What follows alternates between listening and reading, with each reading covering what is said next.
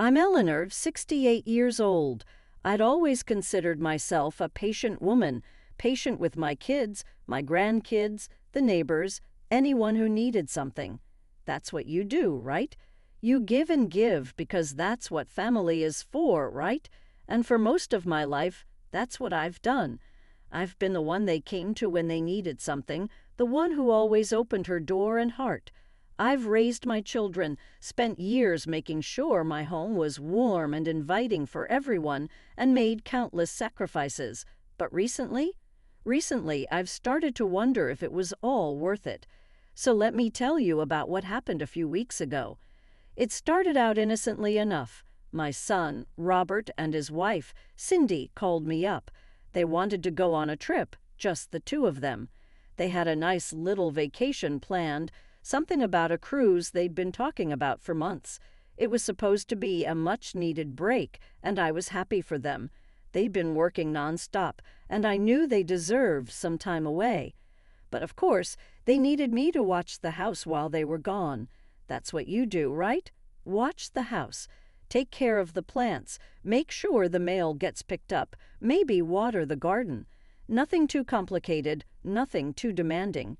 "Mom, it's only for a week," Robert said on the phone, his voice that familiar tone of guilt mixed with a hint of expectation.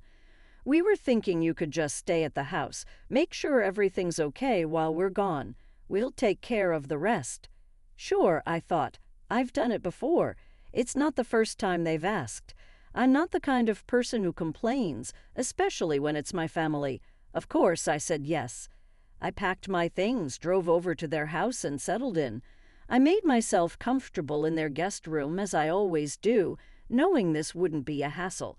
But what they didn't tell me, what they conveniently left out, was how they were really going to treat this little arrangement. The next morning, after they'd left, I woke up to find a stack of mail waiting for me on the kitchen counter. I didn't think much of it. Bills, junk mail, a few catalogs, but tucked among all of it was something that caught my eye. An envelope with my name on it, but not from any familiar source. It wasn't like the usual junk mail that I ignored. It was thick, official-looking, with a logo I didn't recognize. I opened it, and there they were, 2 cruise tickets to the same destination Robert and Cindy had gone to. My stomach dropped. I'm not an idiot.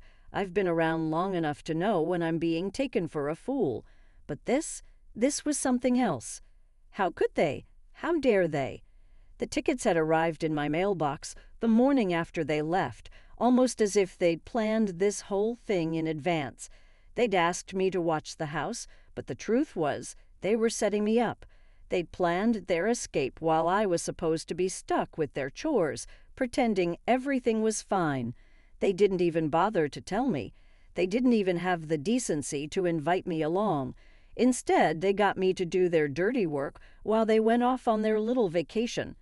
I wasn't just supposed to watch the house. I was supposed to be invisible, unnoticed, a convenient tool they could use when it suited them. I stood there for a moment, holding the tickets in my hands, feeling the weight of what they had done. My anger was bubbling, but I held it in. I wasn't going to cry. I wasn't going to let them see me hurt. Not again. No, I was done. I picked up the phone and called Robert, not bothering with pleasantries. I wasn't in the mood for small talk. I didn't even wait for him to ask how I was doing. "Robert," I said, my voice as cold as ice, "I'm not watching the house anymore." There was a pause on the other end of the line. "What do you mean, Mom? Of course you are. What happened?" "You didn't invite me to your little trip," I said, not hiding the bitterness. "You didn't even consider asking me. Instead, you just sent me these damn tickets as if it were some kind of joke. You think I'm too old to travel with you, but I'm not too old to clean up after you." "Mom, what are you talking about?" His voice now had a nervous edge to it, like he wasn't quite understanding. "It's not like that. We just thought you'd like to relax while we were gone. We didn't want to make you feel like you had to do anything. Don't you dare play that card," I snapped. "You think you can just tell me to watch the house like it's some kind of favor. No, Robert. You and Cindy didn't want me to feel like I had to do anything. Then why are you making me clean up your mess while you two go off to have fun? There was silence, but it was that uncomfortable silence that made everything worse. I could hear him shift on the other end, probably looking for the words that would make everything okay again. Mom, we didn't mean to hurt you. We thought you'd like the house to yourself while we were gone. We didn't realize how it would come across. Yeah, I replied, my voice dripping with sarcasm. I'm sure you didn't. But it doesn't matter now, does it? You've made it clear where I stand in your lives, and I'm done pretending I don't see it. You think I'm some old fool who doesn't have feelings. Well, I'm not. I hung up before he could say anything else. I didn't need to hear his excuses. I didn't need to listen to more lies about how they didn't mean to hurt me. The truth was simple. They thought I was just a convenience, and they had no idea how wrong they were. As I sat down on the couch, the ticket still in my hands, I started to think, how was I going to make them understand? They didn't respect me. They didn't even care enough to ask what I wanted. It was time to make them see me, not as the invisible mother, but as someone who mattered. It was time to take control. The next morning I packed my bags, not for their house, but for my own adventure. I wasn't going to waste another minute being their afterthought. I was going to show them how it felt to be left out, to be pushed aside. I wasn't going to sit idly by while they took advantage of me. If they thought I was too old to travel, I was going to prove them wrong. I didn't tell them where I was going. I didn't need to. I booked my own trip, one I dreamed about for years. No more waiting for their approval. No more waiting for anyone to invite me. I was going to live my life on my own terms. And as I boarded the plane, I realized something. They had handed me the key to my freedom. In their attempt to brush me aside, they had given me the strength to stand up for myself. I didn't need their permission to be happy. I didn't need to be part of their plans. I had my own plans now, and this time I wasn't going to wait for anyone to make space for me. I was making space for myself, and that was the moment everything changed. It didn't take long for the shock to wear off and for reality to set in.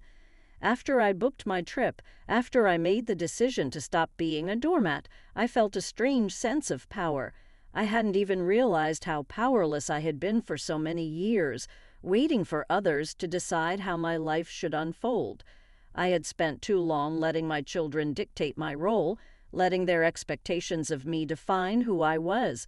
But that ended when I hung up on Robert that day. What they didn't know was that I wasn't some old woman who needed to be coddled or forgotten. I wasn't their servant. I had raised them, supported them, made sacrifices for them. And what did I get in return? A set of tickets they thought would be the perfect way to get rid of me while they went off on their vacation. It was the perfect slap in the face. But it was also the catalyst I needed. The day before my flight, I packed my bags carefully, deliberately. I made sure I had everything I needed for a long trip. No, I wasn't going to a beach resort or a luxury getaway. I wasn't looking to escape to paradise. I was going to spend a week in a quiet town far away from the expectations of my family. I was going to do exactly what I wanted, on my terms, not theirs. I didn't tell anyone where I was going. I didn't need to. I was tired of seeking permission. I was tired of waiting for anyone to validate my choices. It was time to take control of my life. The morning of my departure, I drove to the airport. The whole thing felt surreal. I almost couldn't believe I was finally doing this. The flight felt both like a rebellion and an act of liberation. As the plane took off, I looked out the window at the city I had lived in for so long, at the life I had been leading, and I realized that I had been living under the shadow of everyone else's expectations. I didn't know when that had started, but I knew it had to stop. When I landed, I didn't know what I was expecting. I didn't know what to do once I was in this new place, with no one telling me what I should be doing, where I should be going. It was both terrifying and thrilling. I checked into a small, cozy bed and breakfast in the heart of the town, far enough from the main streets to feel isolated, but close enough to walk to the local shops and cafes. I spent my first few hours just walking around, absorbing the quiet, the calm, the sense of freedom that came with being completely alone, completely in control of my day.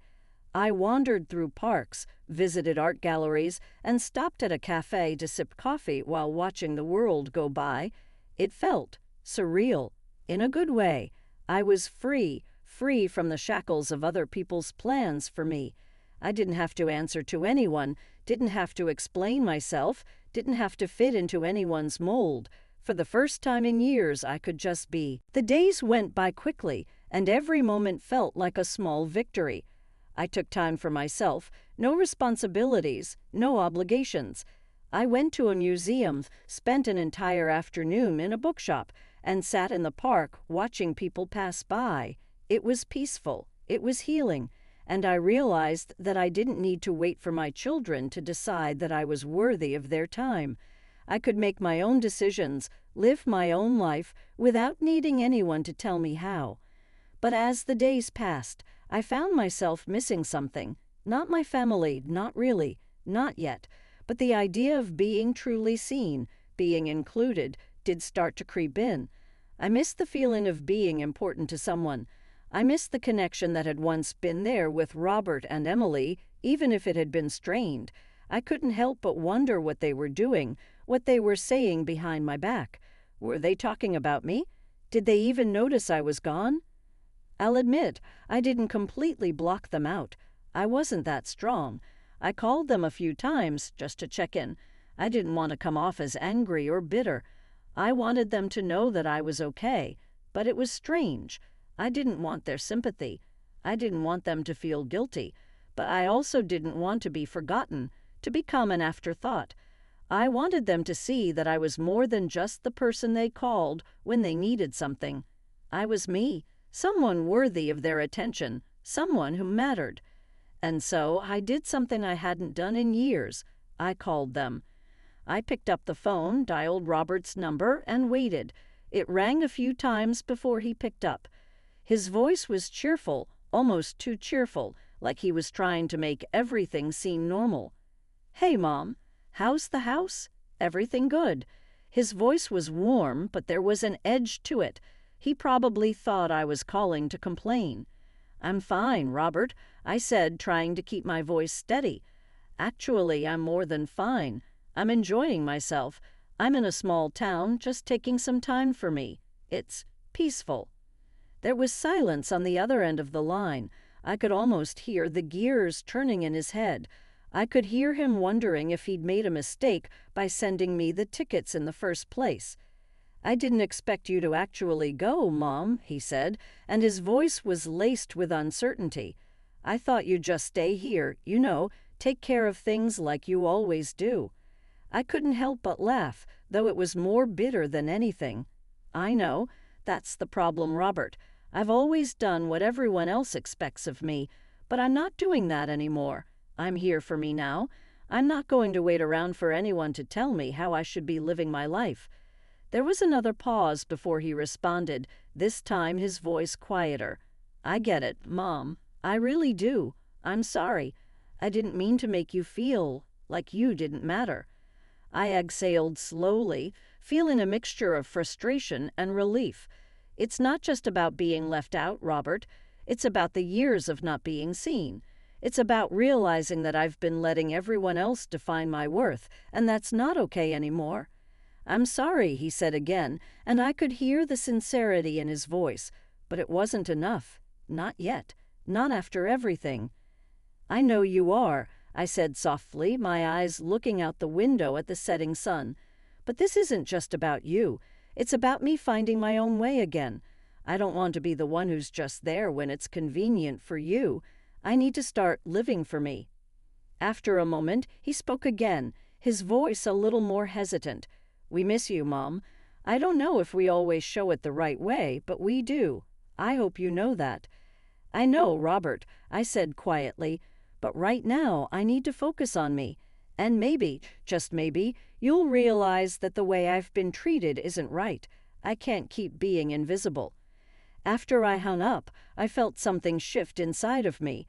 It wasn't closure, not yet, but it was a start. They had seen me. They hadn't really understood before, but now they did. And that was enough for now. I didn't need them to fix everything. I didn't need them to apologize over and over. I just needed them to recognize that I was a person, not just a convenient fixture in their lives. I spent the rest of my trip in peace. It wasn't perfect, but it was real. I didn't know what would happen next, but I knew I was finally living for me.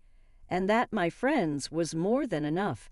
The days following my conversation with Robert were quiet. There was a strange sort of peace that had settled over me after the phone call, but it wasn't the kind of peace that comes from everything being resolved. It wasn't that neat or simple. No, this peace was more like the calm after a storm, hard-earned and hard-won.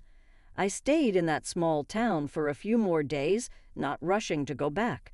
I visited a few more little shops, had lunch at a quaint cafe, and sat by the river, watching the water flow. I started doing things for me without the constant pressure of family needs hovering over my head. The time alone had given me something I hadn't realized I was missing: perspective. I hadn't known how badly I needed to step back, to breathe, and to see myself clearly. But the silence that came with being alone for so long wasn't as comforting as I thought it would be. It was nice, yes, but there was also that nagging feeling that I hadn't truly been seen by my family, by the people who were supposed to love me. It was a bitter pill, realizing that my worth wasn't being recognized, not by the people who should have known better. But even as I sat by the river, I could feel something inside me starting to shift. I wasn't invisible. That truth started to settle in. When I got back home, I tried to pick up where I left off. It was strange, returning to the routine of my life. Nothing was the same, and everything felt quieter. But that quiet didn't bother me. It gave me space to think, to process everything that had happened. The empty house didn't feel as lonely anymore. It felt like freedom. A week later, Greg called again. His tone was different this time, softer, more hesitant. "Hey, Mom, how's everything? You doing okay?" I could tell he was nervous. I was too. But the truth was, I wasn't sure if I wanted to dive back into this again. We had barely touched on the surface of things, and now he was calling to check in like everything was just fine. I wasn't sure what I was supposed to say or what he expected me to feel. "I'm good, Greg," I said, not wanting to drag things out, just getting back into my routine. "I've been thinking a lot about what you said," he continued, his voice low, "about everything. I know I messed up, and I'm sorry." I paused. He was apologizing again. It was starting to sound like the same old thing, apologizing without changing anything. But I had to give him credit for trying. He was still showing up, even if it wasn't perfect. "I appreciate that, Greg," I said carefully, "but I'm not sure just saying sorry is enough. I need to see that things are really changing." There was a long silence on the other end of the phone. I could hear the sound of him shifting in his seat, his frustration quietly simmering. I knew this conversation wasn't going to be easy for either of us. "I know, Mom," he said finally. "I know it's not enough, but I swear I'm trying.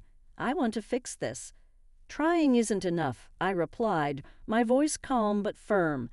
"I've spent too many years being the one who tries. It's your turn. If you want me in your life, you need to show up. You can't just expect me to be there when it's convenient for you. I need to see that you're willing to make changes." His sigh was audible. "I don't want to lose you, Mom. I don't want to make the same mistakes again. I will do better, I swear." I closed my eyes for a moment, letting his words sink in. I wanted to believe him. I wanted to believe that he could change, but I was tired of hoping for change without seeing any real action. I wasn't asking for perfection, but I needed consistency. I needed him to show up in ways that mattered. "I'm not asking for perfection, Greg," I said quietly, "but I'm asking for respect. I'm asking for you to treat me like I matter. And right now, I don't feel like I do." "I understand," he said, and I could hear the sincerity in his voice. "I'm sorry for everything, Mom, and I'll make it right. I promise." I didn't respond immediately. I didn't know what to say. I didn't know if I was ready to forgive him yet, But one thing was clear. I had to stop waiting. I had to stop waiting for him to fix everything for me. If I wanted change, I had to be the one to lead it. "I'll believe it when I see it, Greg," I finally said, the weight of those words hanging in the air. "But this time you have to show me. I'm not waiting for you to come to me anymore." He didn't argue, didn't try to change my mind, and that, in itself, felt like progress. The conversation ended with a quiet promise to talk again soon, but this time I wasn't waiting for the next apology. I was waiting for the next step. In the days that followed, I started to see more of the small changes I had been hoping for. Greg did call more often, not just to ask for help or talk about his problems, but to actually check in. He started inviting me to dinner, asking me to join in on activities. It wasn't perfect, but it was something, and I realized that maybe this is what I had been missing. Maybe this was the start of a new relationship, one where we both showed up, not just out of obligation, but out of love. But there was still something missing. It was Emily. I hadn't spoken to her much since our last conversation, and there was still this unspoken tension between us. It wasn't that we didn't care about each other. It was that we didn't know how to rebuild what had been lost, and that, I realized, was the real challenge. I had to find a way to bridge the gap. I had to find a way to show Emily that I wasn't just some background character in her life anymore. I wasn't going to wait for her to come to me. I was going to take the first step. A few days later, I called her. No hesitation, no second guessing. I just dialed the number, and when she picked up, I said, "Emily, we need to talk." There was a long silence on the other end of the phone, but then she said softly, "Okay, Mom, what's going on?" I had no idea where this conversation would lead. I didn't know if I was ready to dive into everything that had happened, but I knew one thing. I couldn't keep waiting for her to change. I had to change too. "We need to start fresh," I said, my voice steady. "I can't keep pretending like everything is okay when it's not, but I'm willing to try if you are." She sighed, and I could hear the exhaustion in her breath. "I don't know how to fix everything, Mom, but I want to. I want us to get back to where we were." "I don't know if we can ever go back to that," I replied, "but I think we can move forward, together." It was a small step, a simple conversation, but for the first time in years, I felt like I was finally making progress, not just with Greg, but with Emily too. Slowly but surely, we were both learning how to show up for each other, and for the first time in a long time, I felt hopeful about the future. It wasn't perfect, but it was real, and that, I realized, was enough. The weeks after that phone call with Emily were more peaceful than I expected, though I could feel an underlying tension in the air. There wasn't a rush to resolve everything, and frankly, I was okay with that. I had spent so much of my life rushing, fixing, and bending over backward to keep everyone happy. For once, I was learning to sit back and let things unfold at their own pace. Emily and I had agreed to take things slow, to give each other the time we needed to really see each other again. But even as I told myself I was okay with waiting, part of me couldn't help but feel the familiar ache of neglect, the same feelings I had buried for so long. It was easier, I suppose, to blame her for all of it, to focus on how she had let me down, but I realized that it wasn't just her, it was me too. I had spent so many years letting myself be pushed aside in the name of family and love. I had let myself become invisible, thinking that if I just kept giving, they would eventually notice. But they didn't, not the way I needed them to. They saw me as someone who would always be there, someone they could take for granted. But I wasn't that person anymore. I couldn't be. It wasn't easy. Every day I had to remind myself that my worth wasn't tied to their approval, that I didn't need to constantly seek their validation. I had already lived too many years doing that, only to be let down time and time again. I needed to find a way to respect myself enough to stop waiting. And so I did. I stopped waiting for Emily to be the daughter I wanted her to be. I stopped waiting for Greg to fix everything with his apologies. Instead, I focused on what I needed. I started going out more, seeing friends I hadn't seen in ages. I even picked up an old hobby, painting, which I hadn't done since my 20s. It felt freeing, letting my hands move with a purpose, creating something just for me. I painted for hours in my little studio without the pressure of family or responsibilities hovering over me. I was becoming someone who could exist on her own without needing anyone else to complete her. But even though I was focusing on myself, the pull of my family was still there, like a weight around my chest. I missed the connection, the warmth of being with people who knew me. I missed the holidays spent with them, the laughter around the table. But I couldn't keep waiting for them to come around. I had to stop holding my breath, hoping they'd finally see me. I had to start living my life again, not just waiting for them to notice I was still here. And then, one afternoon, when I was out for a walk in the park, I got a text from Emily. The message was short, but it hit me harder than I thought it would. "Can we meet? I think we need to talk." I felt a mix of apprehension and excitement. It had been a few weeks since our last conversation, and I didn't know where this was going. But I knew that I wasn't the same person I was when I first agreed to try again with her. I was different now. I had changed. I wasn't afraid of what would happen anymore. If she wanted to talk, then we would talk. But I wasn't going to hold back my truth this time. We met at the same cafe, the place where we used to go for our heart-to-heart talks when things were easier. I wasn't sure if that made me feel nostalgic or just tired. I knew there was still so much to say, but I didn't know if we were ready to say it yet. When Emily sat down across from me, her face was soft, like she had been thinking about what to say for a long time. She didn't look as defensive as she had before. She seemed vulnerable. It was almost like she was waiting for me to start, to lead this conversation the way I always had, but I wasn't going to do that anymore. "How are you?"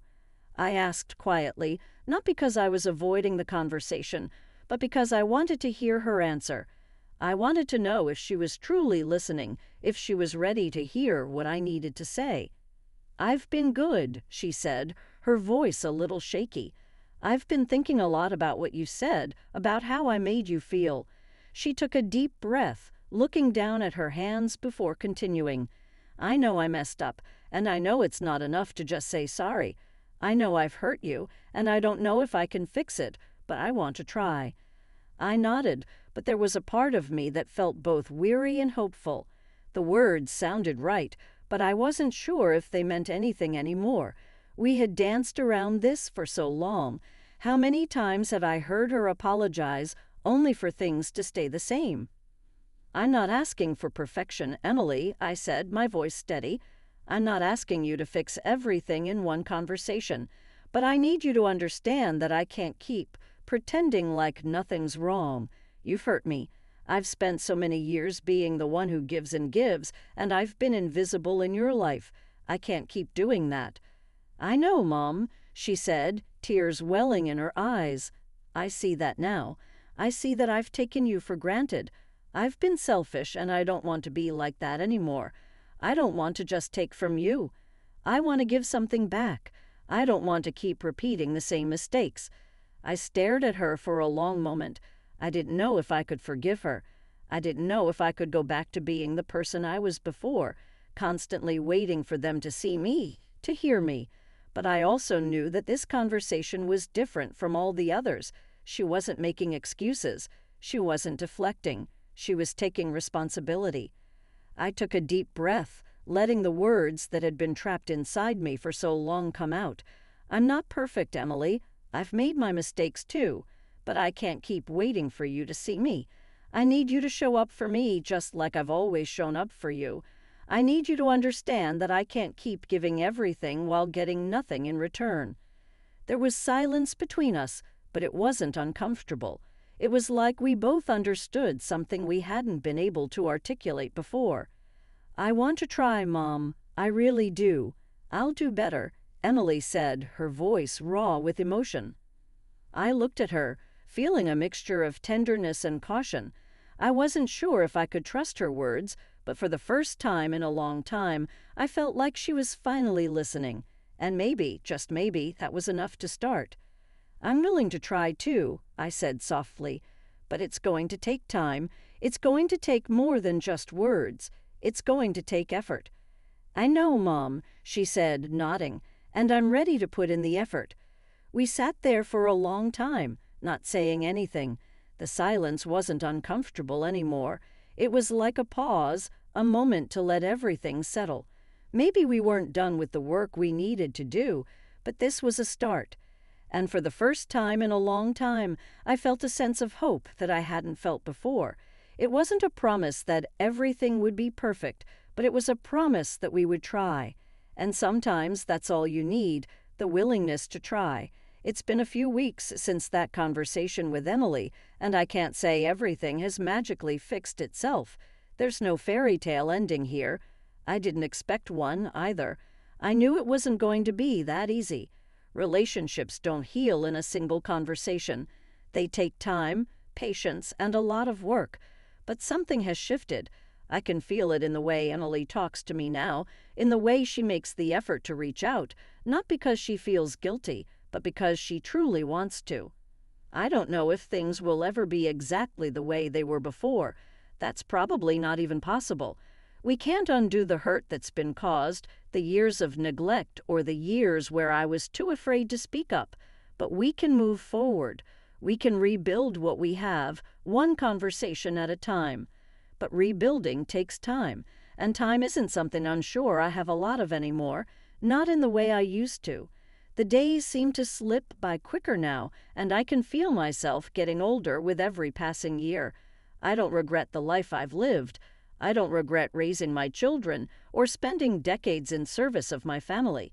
But I've come to realize that I can't spend the rest of my years just waiting for validation, waiting for someone to see me, waiting for someone to finally get it. The change in me wasn't just about them. It was about me. I stopped waiting for my family to define me. I started defining myself. That's the part I hadn't realized I needed all these years. I needed to see myself. I needed to be the one to take care of me, not just be a caretaker for everyone else. And that shift, that small but powerful change, has made all the difference. But that doesn't mean it's been easy. It's hard to let go of the expectations, to stop wanting them to see you, to stop waiting for them to get it. I'd spent decades living in the shadows of their lives, thinking that my worth was tied to how much I could give, how much I could sacrifice. But that was never going to be enough, not for me and not for them. I realized I needed something more than just a promise from Emily or a nice conversation with Greg. I needed to prove to myself that I could live without waiting for them to change, that I could make my own decisions, pursue my own dreams, and live my life for me. So I started doing just that. I started taking more time for myself. I signed up for a painting class, something I'd wanted to do for years. It wasn't just a hobby. It was a way for me to find peace, to let my thoughts flow out through my brush, to express myself in a way I hadn't in a long time. It felt good to let go of the pressure of being a perfect mother or grandmother or caretaker and just be me. It was freedom I hadn't known I needed. But there were still moments, brief but sharp, where the old feelings crept in.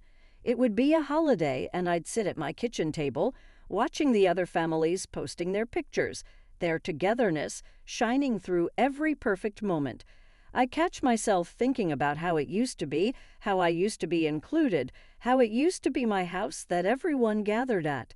I would wonder if they missed me, if they felt the empty space I left behind. But then I would remind myself that I didn't need them to feel sorry for me. I didn't need to be included in their perfect family photos anymore. I had already started living my own life, and that was enough. A few weeks ago, I received a card in the mail. It was from Greg and Emily. It wasn't a big dramatic gesture, just a simple thinking of you card, signed by both of them. They had included a note inside, not an apology, not some grand gesture, but a small, heartfelt message that said, "We miss you. We want you in our lives. We love you." It wasn't perfect, but it was real. And for me, that was enough. The next Sunday, I invited Emily over for lunch. I cooked her favorite meal, roast chicken with mashed potatoes, and we sat down at the table together, just the two of us. No distractions, no small talk. We talked, really talked. We talked about the past, about the hurt, and most importantly, about what we both wanted moving forward. "I know I can't fix everything, Mom," Emily said, pushing her food around on her plate, "but I want to be there for you. I'm not just your daughter. I want to be your friend, too. I want to build something real with you." I looked at her, really looked at her, and I saw the sincerity in her eyes. It wasn't perfect. She wasn't perfect. I wasn't perfect. But for the first time in a long time, I felt like we were on the same page. We weren't pretending anymore. We weren't clinging to old ideas of who we were. We were just here, two women, trying to make something real. "I'm not asking you to fix everything, Emily," I said, my voice steady but full of emotion. "I'm just asking you to show up, and I'm asking myself to show up for me, too. I can't keep pretending that everything's okay when it's not, but we can start fresh, if you're willing." She smiled, a small, genuine smile. "I am, Mom. I really am." I didn't expect it to be easy. I didn't expect everything to fall into place overnight, but I finally understood something important. I didn't need everything to be perfect. I just needed things to be real, and that was enough. In the days that followed, Emily and I spent more time together, not just in the same space, but really connecting. We went to the park, went shopping, and even started painting together. She told me about her life, about her struggles, about the things she was working through. I did the same. Slowly, we started rebuilding our relationship, one honest conversation at a time. As for Greg, things were quieter, but he had kept his word. He had been showing up in small, thoughtful ways, asking me to lunch, bringing me flowers, calling just to chat. It wasn't the perfection I had once hoped for, but it was progress. It was real. There were days when I still felt that old ache of longing, that wish that things could go back to the way they were. But the difference now was that I didn't need them to go back to that place.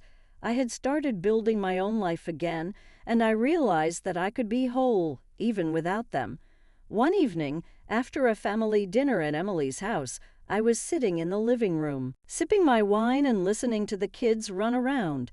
It felt peaceful, real. It wasn't perfect, but it was enough. And for the first time in years, I realized that maybe this imperfect, real, messy family was enough. I wasn't waiting for them anymore. I wasn't waiting for anyone anymore. I had learned to show up for myself, and that was all I needed. And that, my friends, was the moment everything changed.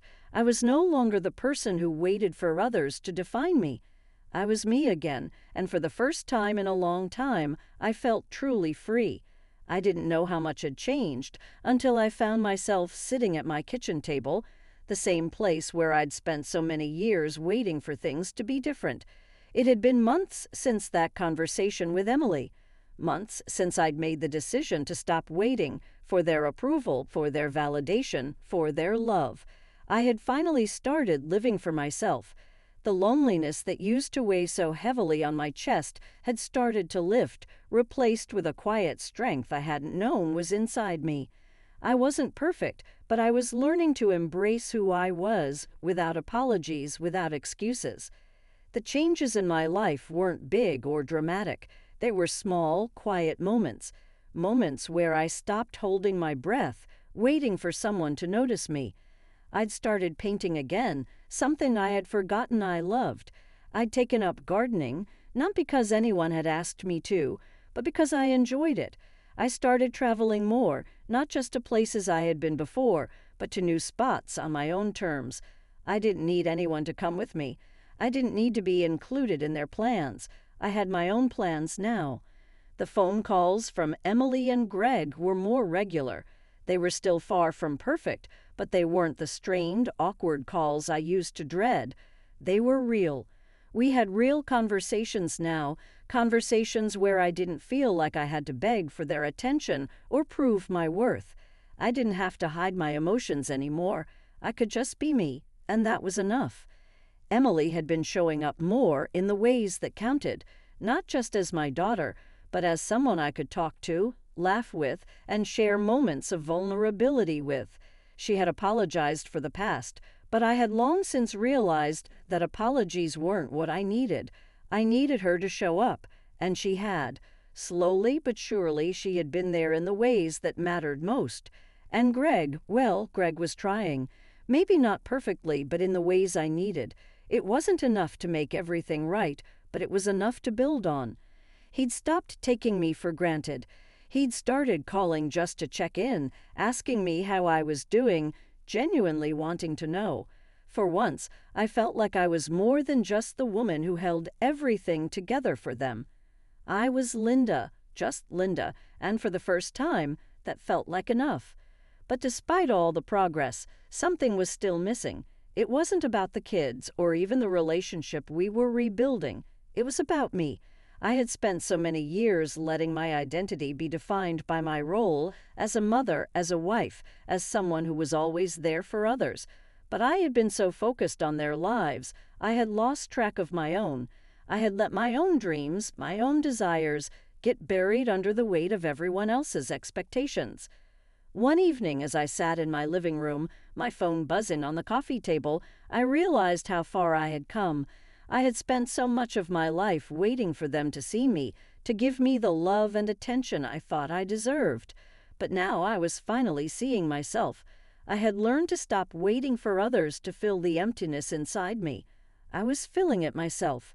The phone buzzed again, pulling me out of my thoughts. It was Greg. "Hey, Mom," he said, his voice sounding lighter than it had in months. "We were talking, and I wanted to ask if you'd like to come over for Christmas this year. Just, you know us, no pressure. Just a family thing." I didn't hesitate this time. I didn't feel the need to overthink it. I had been invited, but it wasn't the kind of invitation I used to wait for. This time I wasn't going because I needed their approval. I wasn't going because I wanted to be seen. I was going because I wanted to be there, for me. "Sounds nice, Greg," I said, my voice steady. "I'd love to." As the evening came to a close, I found myself standing by the window, looking out at the snow falling softly outside. It was beautiful.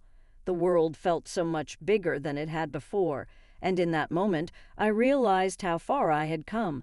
I wasn't the woman who had spent years waiting for her family to notice her. I wasn't the woman who had given everything just to be seen. I had learned to see myself. It was healing. It was everything I needed. And that, my friends, was the moment I realized that I was finally free.